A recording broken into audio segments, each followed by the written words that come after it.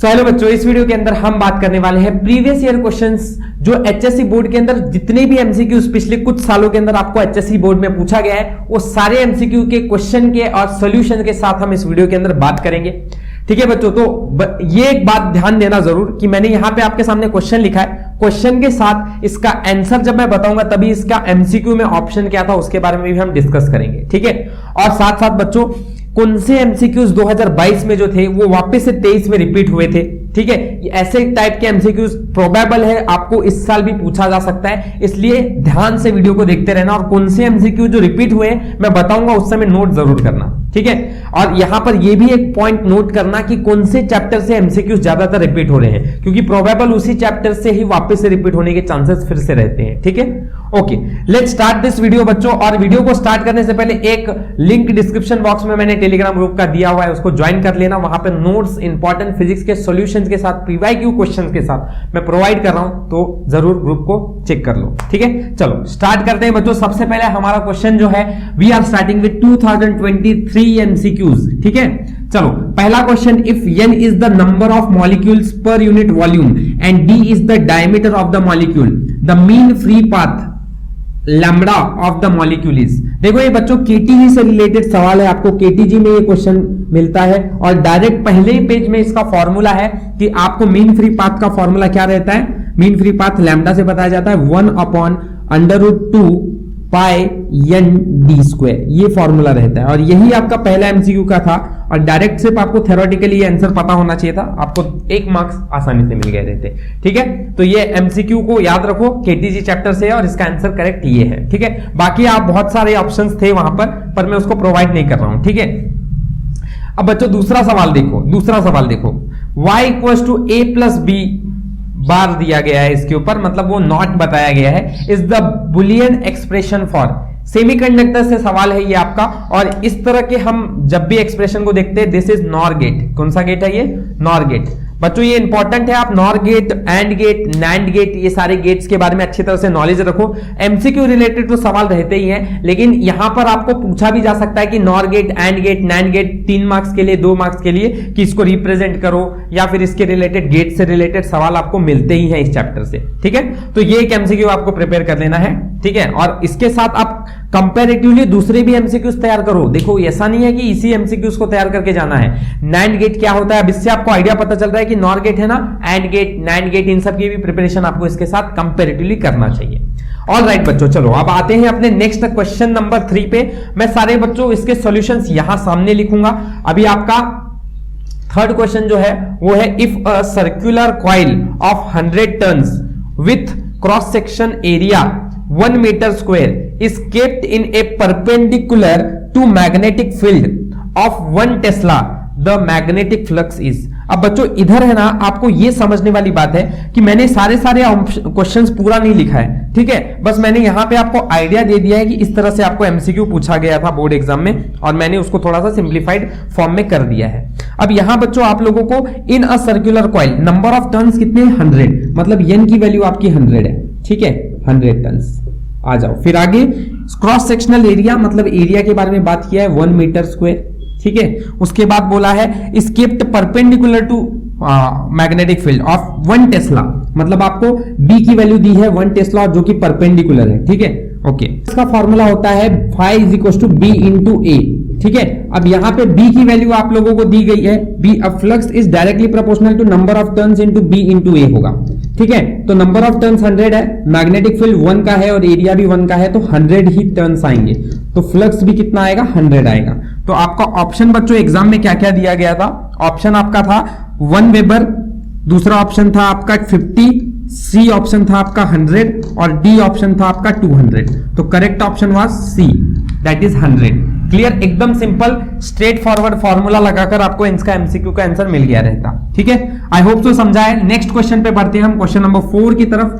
देखो बच्चों यहां पे आपको क्वेश्चन 4 दिया गया है, if theta represent the angle of contact made by a liquid which completely wets the surface of container, then theta की वैल्यू क्या होगी? तो थीटा के लिए बच्चों आपको ऑप्शन था, देखो अगर को कंप्लीटली वेट्स द सॉलिड होता है ना, तो आपको properties, mechanical properties of fluid के अंदर प्रॉपर्टीज है, ठीक है, एंगल ऑफ कांटेक्ट के नीचे कि wets the solid, partially wets the solid, ठीक है, या फिर कंप्लीटली वेट्स द सॉलिड, तो उसके लिए एंगल कितना बनता है। आप कंप्लीटली वेट्स द सॉलिड तो थीटा की वैल्यू 0 होती है, that is what the correct option is. आपका एग्जाम के अंदर ऑप्शन ए करेक्ट था, थीटा की वैल्यू 0 होगी, ठीक है। ये ऑप्शन आप लोग इसके साथ कंपैरेटिवली और क्या स्टडी करना है कि अगर पार्शियली वेट्स द सॉलिड होगा तो कितना एंगल होगा, ठीक है, या फिर ऑब्ट्यूज एंगल कब बनता है, एक्यूट एंगल कब बनता है, इन सब के बारे में आप स्टडी कर लो, ठीक है। नेक्स्ट क्वेश्चन 5, क्वेश्चन 5 है बच्चों, the LED emits visible light when it's अब आपके सामने यहां पर ऑप्शन दिए हुए थे, ऑप्शन था, देखो मैं रीड करता हूं ऑप्शन को, junction is reverse bias, second option deflection region widens, third option holes and electron recombine, या जंक्शन बिकम्स हॉट। तो अगर एलईडी इमिट विजिबल लाइट कब करने लगता है, इसका करेक्ट आंसर है, यहां मैं लिखता हूं option C, holes and electrons recombines. जब ये दोनों कंबाइन होते हैं, इनके बीच में कॉम्बिनेशन में ही एलईडी अपनी विजिबल लाइट को इमिट करता है। तो इसका करेक्ट आंसर ये याद रख लेना, होल्स एंड इलेक्ट्रॉन रिकंबाइन, ठीक है, ओके। क्वेश्चन 5 हो गया बच्चों। अब क्वेश्चन 6 की तरफ बढ़ते हैं। ये भी एक थ्योरेटिकली क्वेश्चन है, soft iron is used to make the core of transformer because of its. तो सॉफ्ट आयरन को इसका कोर बनाने के, ट्रांसफॉर्मर का कोर बनाने के लिए इस्तेमाल किया जाता है। क्यों किया जाता है? Due to high coercivity. High coercivity, ये आपका चैप्टर अपना मैग्नेटिक मटेरियल है और यहां से आपको सवाल पूछा है, answer is high coercivity and low retentivity. Low retentivity, ठीक है। इस पे रिलेटेड सवाल आपको और भी आ सकते हैं बच्चों। यहां आपको क्या करना है, जो भी आपका मैग्नेटिक मटेरियल के अंदर पीछे के टेक्स्ट बुक के एमसीक्यूज हैं उनको सॉल्व कर लो, उसमें भी ऐसे टाइप के क्वेश्चंस आपको मिल जाएंगे, ठीक है। नेक्स्ट, अब यहां से आगे हमारा सेशन चालू होता है बच्चों न्यूमेरिकल का। यहां से आगे चालू होता है न्यूमेरिकल का। न्यूमेरिकल में आपको 2 सवाल पूछा था। देखो, if the maximum kinetic energy of emitted electron in photo electric effect is 2 electron volt, मतलब आपको यहां पे क्या दिया है, काइनेटिक एनर्जी मैक्सिमम कितना दिया है, 2 इलेक्ट्रॉन वोल्ट, ठीक है। तो the maximum stopping potential, maximum stopping potential मतलब V0 से हम स्टॉपिंग पोटेंशियल को बनाते हैं, दैट इज क्वेश्चन मार्क। तो काइनेटिक एनर्जी मैक्स का बच्चों फॉर्मूला क्या है, EV0, करेक्ट है, EV0। तो देयरफॉर यहां काइनेटिक एनर्जी मैक्सिमम हमें कितना दिया है, 2 इलेक्ट्रॉन वोल्ट, तो इक्वल्स टू EV0, E से E gets cancel, that is अगर आपका स्टॉपिंग पोटेंशियल पूछा है तो 2 वोल्ट आएगा। तो आंसर आपका इसमें क्या था, 2 volt, correct answer is 2 volt. समझ में आ रहा है बच्चों? चलो अगला क्वेश्चन, अब इसके एमसीक्यूज के ऑप्शंस में नहीं देता हूं, आई होप सो आप लोग को ये सब समझ में आ रहा है। करेक्ट ऑप्शन आपको बता दिया गया है, तो एकदम कॉन्सेप्ट क्लियर रहना है, ठीक है। अच्छा, अगला question 8, the radius of 8th orbit of electron in hydrogen atom will be more than that of 4th orbit by a. अब इसके आगे क्वेश्चन में फैक्टर लिखा हुआ था, बाय ए फैक्टर ऑफ, ऐसा क्वेश्चन पूरा कंप्लीट होता है। तो कितने से ये फैक्टर बढ़ रहा है? तो देखो बच्चों, पहले मैं इसको समझाने की कोशिश करता हूं। ये सवाल आपको स्ट्रक्चर ऑफ एटम और न्यूक्लियाई से पूछा हुआ है और यहां पे आपको बोला है रेडियस 8th ऑर्बिट के अंदर जो है और जो 4th ऑर्बिट के अंदर है, इन दोनों के अंदर 8th ऑर्बिट का कितने से ज्यादा होगा, कितने फैक्टर से ज्यादा होगा, मतलब कितने टाइम्स ज्यादा होगा। तो चलो इनका पहला काम करते हैं कि रेडियस जो है बोर ऑर्बिट के अंदर, ये हमें पता है directly proportional to square of its principal quantum number होता है। मेरी बात सही है क्या बच्चों? तो अब यहां पे आप लोगों को आपका 8th orbit by 4th orbit का हम रेशो ले लेंगे, ठीक है। पहले हम 8th ऑर्बिट के अंदर निकालते हैं। 8th ऑर्बिट के अंदर मतलब n की वैल्यू 8, 8 का स्क्वायर इज 64। 4th ऑर्बिट में मतलब बच्चों r की वैल्यू 4, 4 का स्क्वायर इज 16। तो बच्चों अगर हम इसका रेशो ले रहे हैं और वो अगर रेशो अगर हम लेंगे तो 8th orbit by 4th orbit equals to 64 by 16, that comes out to be 4, that is 8th orbit is 4 times greater than the 4th orbit. तो ये कितने फैक्टर से बढ़ रहा है, 4 फैक्टर से। तो आपका एक ऑप्शन था जो कि 4 लिखा हुआ था, that was the correct one. Clear है बच्चों? क्लियर है क्या? अच्छा, ये तरह से हम लोगों के बोर्ड्स के अंदर 8 क्वेश्चंस हमारे 2023 के अंदर थे।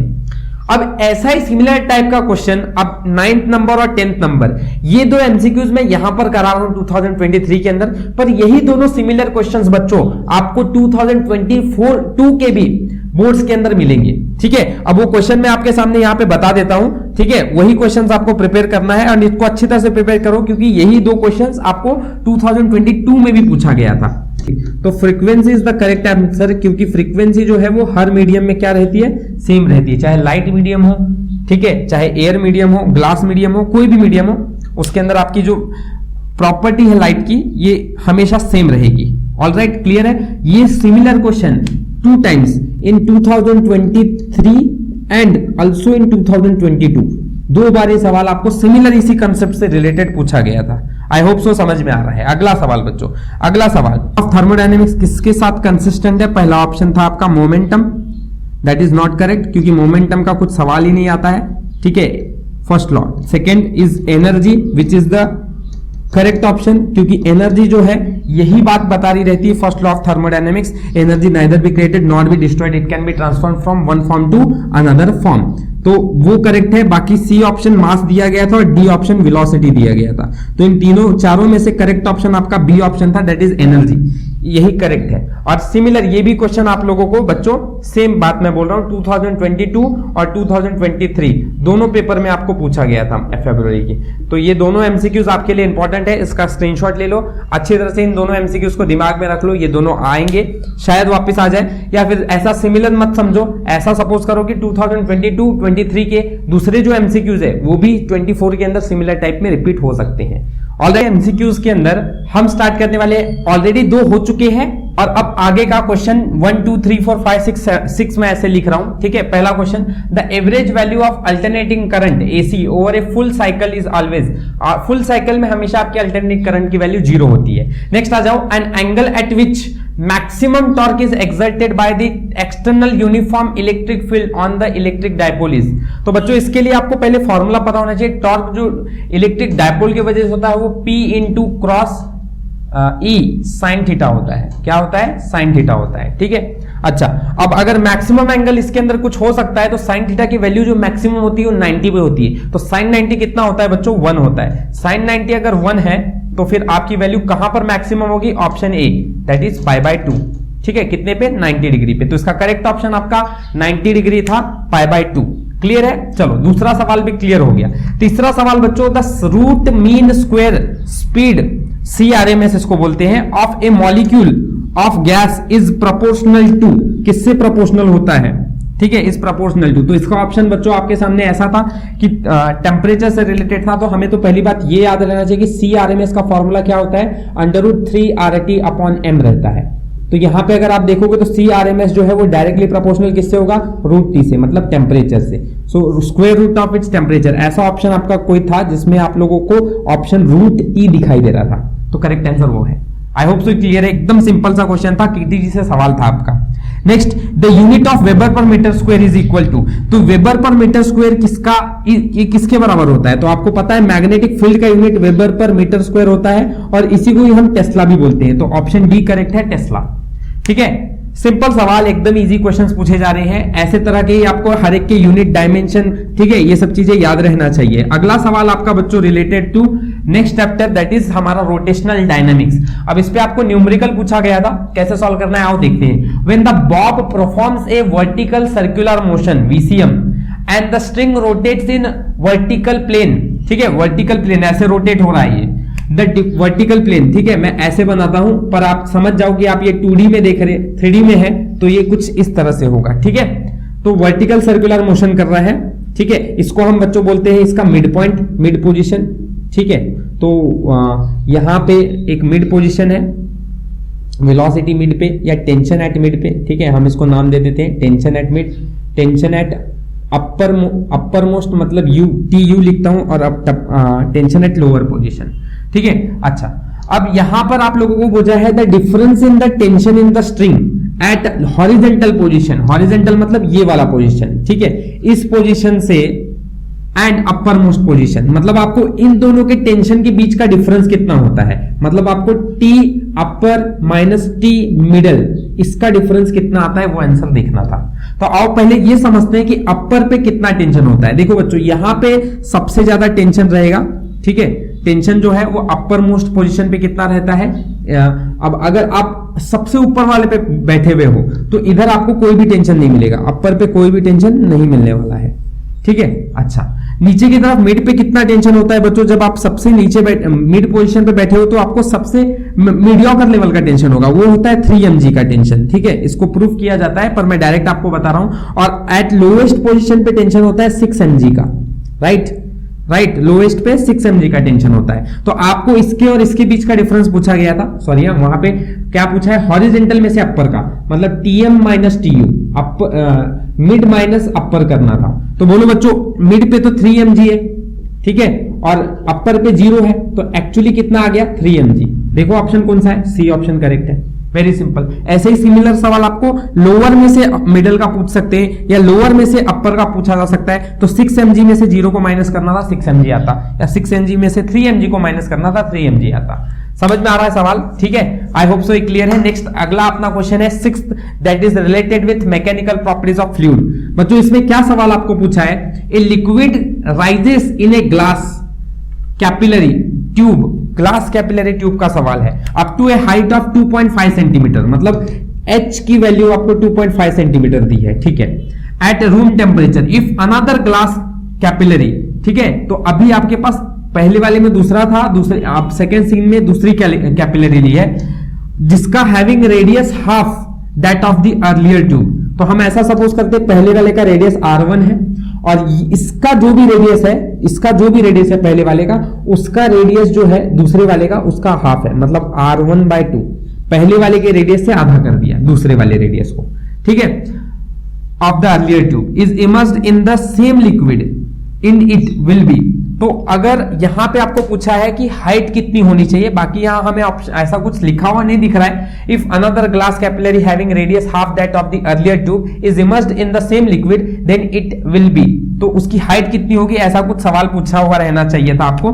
तो यहां पर आप देखो, पहले वाले में H1 सपोज करेंगे, दूसरे वाले में हमें H2 फाइंड करना है। अब बच्चों अगर आपको इसका कैपिलरी ट्यूब का सवाल क्वेश्चन पता है तो इसका फॉर्मूला होता है 2t cos theta upon ρgr। मतलब यहां से आपको पता चल रहा है ये H जो है वो इनवर्सली प्रोपोर्शनल टू R होता है। तो देयरफॉर H1/H2 का फॉर्मूला मैं लिख सकता हूं बच्चों R2/R1। आई एम राइट, ठीक है। तो H1 कितना है 2.5, ठीक है। H2 हमें कैलकुलेट करना है, R2 जो है वो R1 का हाफ है, तो R1/हाफ लिखकर R1 की जगह पर उतना ही रखकर इसको कट कर दूंगा, 2 से 2.5 को मल्टीप्लाई करूंगा तो H2 मेरा आ जाएगा 5 सेंटीमीटर। वेरी इजी, एकदम correct option, option C. Clear है बच्चों, आई होप सो ये समझ में आ रहा है। 2022 के एमसीक्यूज अब तक हमने 6 ये और पहले वाले जो 2023 में और 2022 में रिपीट हुए थे वो मिलाकर 8 हो चुके हैं। तो आ जाओ बच्चों आगे, हमारे लास्ट 2 क्वेश्चन जो है न्यूमेरिकल रिलेटेड ही पूछा गया है आप लोगों को 2022 के अंदर। इन YDSC Young's double slit experiment, the 2 coherent sources have different amplitudes. If the ratio of maximum intensity to minimum intensity is 16:1, मतलब बच्चों यहाँ पे Imax/Imin का आपको रेशियो दिया गया है, दैट इज 16:1, ठीक है। ये आपका सुपरपोजिशन ऑफ वेव से रिलेटेड क्वेश्चन है। Then the ratio of amplitude, तो आपको A1/A2 का रेशियो बताना था, ठीक है। चलो इस टाइप के क्वेश्चन को कैसे सॉल्व करते हैं और ध्यान से समझो इसको। देखो Imax/Imin, ठीक है, ये आपको दिया गया है। इससे आप पहले Amax/Amin निकाल लोगे, ठीक है। क्या निकालना है, Amax/Amin, और वो निकालना अगर आप Imax/Imin का रिलेशन Amax/Amin से निकालोगे तो उसका स्क्वायर होता है, ठीक है। इस बात को समझो। तो अभी आपके पास Imax/Imin 16/1 है, तो आपका Amax/Amin कितना हो जाएगा, रूट के अंदर आकर Amax/Amin आ जाएगा बच्चों, आपका Amax/Amin आ जाएगा 4/1, करेक्ट, 4/1। चलो अब 4/1 तो Amax/Amin आ गया, लेकिन हमें निकालना क्या है, A1/A2। तो अब अगर Amax/Amin अगर आपका एक बार आ गया तो आप क्या करोगे, जो भी आंसर आपका आया है ना उसमें कंपोनेंटो डिविडेंडो लगा दोगे। मतलब आप A1/A2 इससे निकालने के लिए, A1/A2 इससे निकालने के लिए आप इसमें कंपोनेंटो मतलब 4 + 1 डिवाइड बाय 4 - 1 ये कर दो, आपका A1/A2 आ जाएगा। देयरफॉर आपका A1/A2 कितना दिख रहा है बच्चों, 5/3 दिख रहा है, which is your option number B is correct, ठीक है। अच्छा, यहां से आगे थोड़ी बात को ध्यान में रखना कि यहां कंपोनेंटो डिविडेंडो लगाने के बाद ही आप Amax/Amin से A1/A2 पे पहुंच सकते हो, ठीक है। ऐसे सिमिलर टाइप के क्वेश्चंस आपको अच्छी तरह से प्रिपेयर कर लेने हैं, क्योंकि देखो ऐसा जरूरी नहीं है कि आपको इस साल अगर Imax/Amin से A1/A2 पूछा है तो ऐसा करेंगे कि A1/A2 से Imax/Amin भी पूछेंगे। तो आपको उस तरह के भी कंसेप्ट को समझ लेना है और बहुत से ऐसे सिमिलर टाइप के कंसेप्ट्स को आपको अच्छी तरह से अपना कॉन्सेप्ट क्लियर रखना है। देखो बच्चों, इसके रिलेटेड मैंने बहुत से क्वेश्चंस आपको करा के रखे हुए, आप मेरे बहुत प्रीवियस ईयर क्वेश्चंस की लिंक डिस्क्रिप्शन बॉक्स में, नहीं तो आप मेरे चैनल पर थोड़ा सा सर्च कर लीजिए, तो वहां पे आपको प्रीवियस ईयर क्वेश्चंस के अंदर इस सब के आंसर्स मिल जाएंगे और इस तरह के बहुत से कंसेप्ट मैंने सिखा के रखे हैं। ठीक है, तो उनमें से आप इन कंसेप्ट को प्रिपेयर कर सकते हो अच्छी तरह से। ठीक है, चलो क्वेश्चन नंबर 7 हो गया है, क्वेश्चन नंबर 8 की तरफ आगे बढ़ते हैं। एंड यहां पे आपका सवाल है सिंपल हार्मोनिक प्रोग्रेसिव वेव, मतलब अगेन आपका सुपरपोजिशन ऑफ वेव से रिलेटेड सवाल है। देखो बच्चों, एक चीज तो सिमिलरली दिख रही है, अगर आपने अभी तक वीडियो देखा है कंटिन्यूअसली तो आप एक चीज तो ऑब्जर्व कर रहे होगे कि सिंपल हार्मोनिक मतलब एक्चुअली आपका सुपरपोजिशन ऑफ वेव से एमसीक्यू हर साल आया हुआ है। ठीक है, तो सिमिलरली आप इस चैप्टर से ज्यादातर एक्सपेक्ट कर लो कि एमसीक्यू की प्रिपरेशन आप अच्छी तरह से करो, यहां से सवाल आपको बहुत देखने को मिल रहा है। ठीक है, चलो आ जाओ next. The equation of progressive wave is given by, ये आपका क्वेश्चन है y equal to a sin 0.02x minus 4t centimetre. यहां आपको बच्चों अगर आप इसको जनरल इक्वेशन से कंपेयर करोगे तो a sin kx minus omega T आपका जनरल इक्वेशन मिलेगा। ठीक है, अच्छा अब यहां से आप लोग क्या निकाल सकते हो, देखो अगर आपको यहां पर वेलोसिटी स्पीड निकालनी है, v निकालना है, तो v is equal to n lambda formula होता है, तो आपका इंपॉर्टेंट है कि n और लैम्डा कितना है वो निकाल लो आप। अब उसको निकालने के लिए क्या करना है, आप इस इक्वेशन में ओमेगा दिया है, ओमेगा मतलब ओमेगा के साथ 4 है। ठीक है, अच्छा चलिए, और k मतलब 0.02 है, कंपेयर किया, अच्छा इतना पता चला। अब हमें निकालना है n और हमें निकालना है लैम्डा, तो omega is equal to 2 pi upon omega 2 pi n होता है इक्वल्स टू 4, तो n कितना हो जाएगा बच्चों 4 अपॉन 2 पाई हो जाएगा। ठीक है, तो n की वैल्यू इतनी मिली, और k मतलब क्या होता है बच्चों 2 पाई अपॉन लैम्डा होता है, दैट इज नथिंग बट 0.02। तो लैम्डा कितना हो गया बच्चों, लैम्डा कितना हो गया, ये इधर आएगा तो 2 पाई डिवाइड बाय 0.02 का मतलब 2 इंटू, आप इसको 100 से मल्टीप्लाई कर रहे हो। ठीक है, तो 100 से मल्टीप्लाई करो तो 2 ही बन जाएगा, लेकिन आप 100 से मल्टीप्लाई मतलब डिवाइड भी करना पड़ेगा, तो -2 हो जाएगा। ठीक है ना बच्चों, ये चीज थोड़ी सी सिंप्लीफाइड कर दी मैंने। मुझे अब ये दोनों वैल्यूज मिल गई है, मैं यहां पुट कर देता हूं, तो v is equal to n मतलब 4 अपॉन 2 पाई इंटू लैम्डा का मतलब 2 pi upon 2 into 10 to the power -2। Alright, तो 2 पाई से 2 पाई कैंसिल, 2 1 2 2 2 4, ये ऊपर जाएगा तो -2 का +2 हो जाएगा, तो 10 टू द पावर 2 मतलब 200 सेंटीमीटर पर second is the correct answer, option D. ठीक है, एकदम मस्त अच्छे क्वेश्चंस थे आप लोगों के लिए। आई होप सो ये वीडियो आपको अच्छा लगा होगा। हमने इस वीडियो के अंदर 2022 के और 2023 के ये दोनों एमसीक्यूज प्रीवियस ईयर क्वेश्चंस दोनों के 10-10 क्वेश्चन हमने सॉल्व किए। सारे क्वेश्चंस आपको समझ में आए होंगे। जो भी आपका डाउट है वो कमेंट सेक्शन में आप हमें पूछ सकते हो। ठीक है, और इंपॉर्टेंट है हम 2020 के भी एमसीक्यूज करेंगे पर कोई दूसरे वीडियो के अंदर। ठीक है, अभी आई होप सो ये वीडियो आपको अच्छा लगा होगा। थैंक यू फॉर वॉचिंग, हम मिलते हैं अपने नेक्स्ट वीडियो के अंदर।